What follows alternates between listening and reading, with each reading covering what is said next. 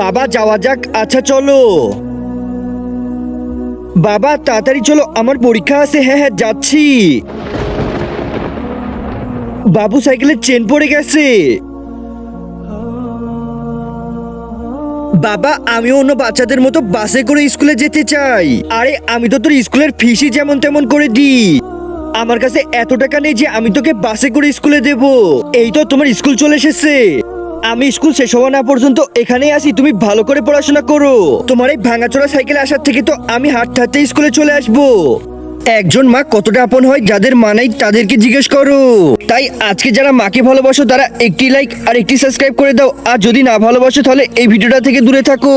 আরে রিয়া, তোর বাবা কত ভালো, তোকে প্রত্যেকদিন স্কুলে রাখতে আসে। আর এদিকে দেখ, আমাকে প্রত্যেকদিন বাসে করে আসতে হয়, আমার বাবা কখনো আমাকে রাখতে আসে না।